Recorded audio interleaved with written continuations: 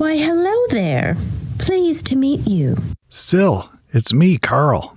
Ha! Well, I see the graveyard's quiet. That's a good thing. Anyways, you're probably wondering why I asked you to come here. To the exact location of our most horrific defeat. With that scarecrow guy that was all like, oh, I'm 2 ghouls. And a bunch of werewolves showed up.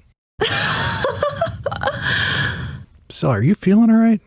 Is that the best you can do? Well, I'll admit this is not my best plan. It's a simple smash and grab. There's a sword in there I want. Oh, I became a Knight of Regathiel. So I needed a sword, to finish off the look. I think I spy some unsuspecting playmates ahead. Oh, yeah, it looks like they turned the lights on for us. Let's go check it out. You fools.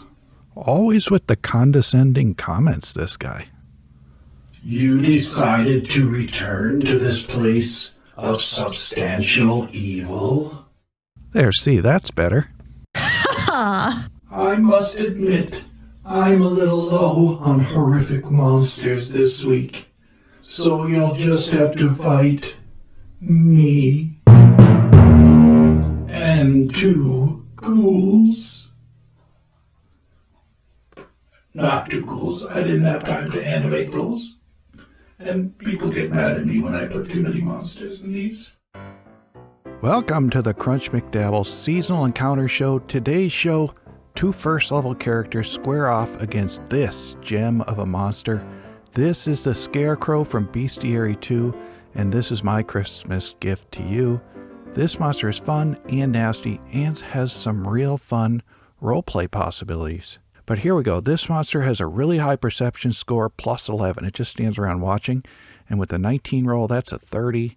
I guess this one's going first. And then there is Carl. Now, Carl used to be a cleric of Iomedae. I turned Carl from a cleric into a 2-handed Regathiel Knight build. Carl, his initiative, not that great. And last but not least, Silva. If you remember, Silva was this tattooed elf. No more tattoos on her, but I thought this model looked pretty good for her. And I changed her from a nimble, mobility-oriented rogue to an inexorable iron magus.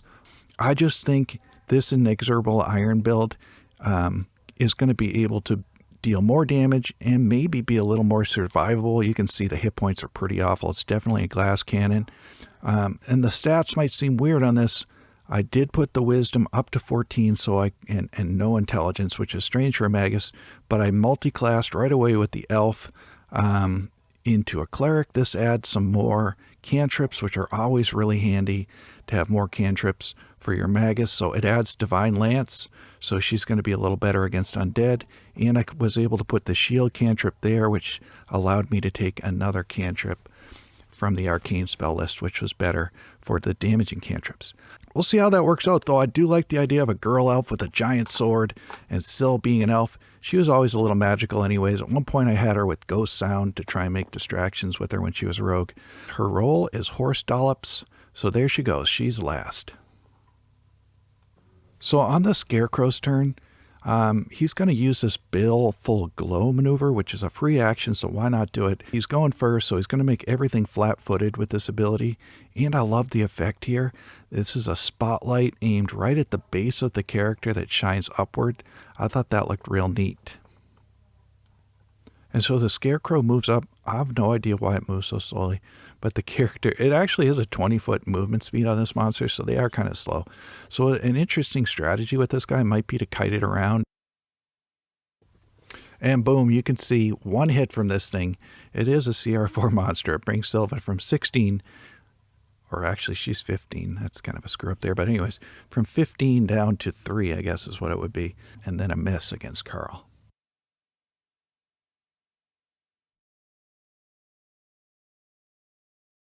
Carl, he's going to lead off with the Lay on Hands. Why not burn through that thing? 6 healing to Silva.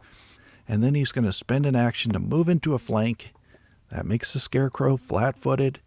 So that kind of damage is not going to get it done. And on Silva's turn, again, against this flat-footed armor class of 17, that's reasonable. She's going to do a Produce Flame spell strike. That's her big hit.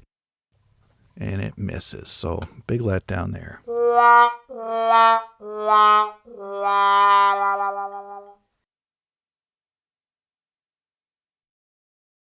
And now exactly what you don't want to have happen. The Scarecrow gets to go again. A plus 13 melee claw attack against Carl, and it just buries him with 2 big D6ers of damage plus a lemon. Plus a 7, I mean.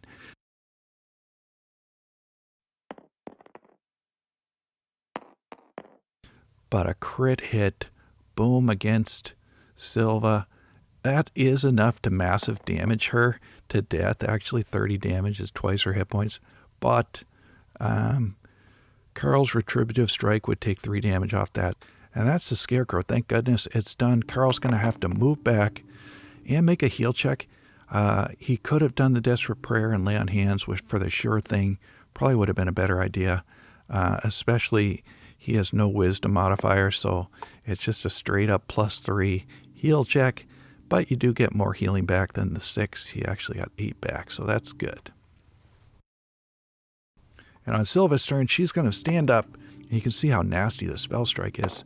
It does a lot of damage. And an interesting note here, when I made the animations for this, I had the dice rolls, and then I couldn't find the dice rolls I had for the end of this, so I had to re-roll them. And wouldn't you know it, this hit right here actually KO'd the Scarecrow. So they would have won this, but I didn't want to redo the animations. The Scarecrow with 2 hit points. Sil goes down, and then boom, Carl goes down. Lots of blood. That's what we like to see. And ended off with a little strut and then a thriller dance. Don't worry, next year we will have, look at that, nice pose, I like that. Next year we'll have some sort of resolution to these characters, and who knows what, depending on what Paizo releases this year, maybe I'll change the classes again. I'm looking forward to the Book of the Dead. We'll see what happens with that. And that is it. I've been your host, Crunch McDabbles. This has been the Crunch McDabbles Seasonal Encounters show. It's only once a year. Indulge me with some of my horrible voice acting and some encounter simulations, which I think is kind of fun. We'll get back to more strategy and rules real soon because Galarian is trying to kill you, especially the Scarecrows. Those are trying to kill you.